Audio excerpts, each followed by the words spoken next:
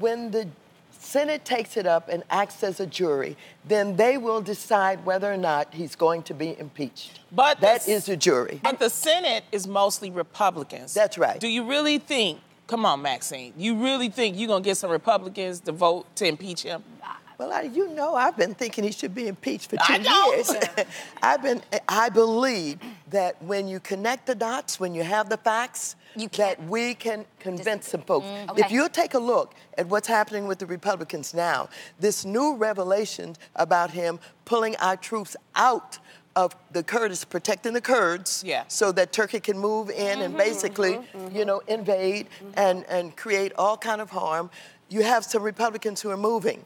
And you have Romney who's speaking out. And Grassley, remember, he spoke out not too long ago. I do believe that while they don't want to do it because many of them are afraid that they won't be reelected, particularly if they're in those states where he won. But I think if the information is overwhelming, that they're going to have a hard time. The polls this morning are very encouraging. The polls this morning saying that 48 or 49% of Americans said they want him out. Wow. They want him out. That's good. Okay.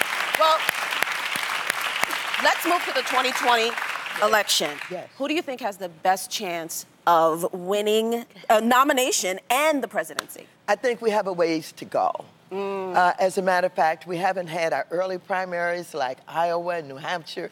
Let's just wait and see what happens because, it's been very volatile. And you have Bernie Sanders who got ill, had a heart attack, and he's got some stents in. That's had an impact on the outcome, perhaps, of the primaries. So let's just wait and see. Got it. So you ain't got a favorite? I know, we trying to get it out of here. I'm trying to see who you like. You like that Elizabeth Warren. I can tell. I am prepared to support anybody that comes out of the primary to beat Trump or...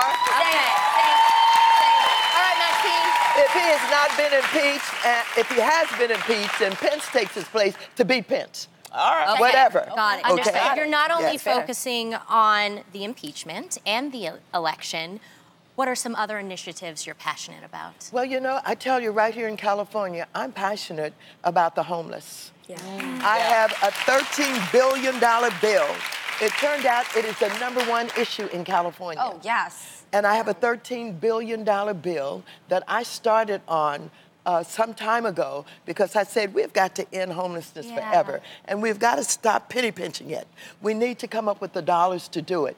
And so a lot of people thought I couldn't get the money, but as it has happened all over this country, who would have thought that in San Francisco people are laying on the sidewalks? Who would have thought that? All over the country, homelessness has grown. And so guess what? I'm going to get my $13 billion. I'm going to get my $13 billion. Congresswoman Waters, thank you so much for coming to spend the time with us. Yes. You have an incredibly busy schedule, too. We recognize this, so we love it when you stop by. Thank you. Well, I love it. You invited me. Thank you.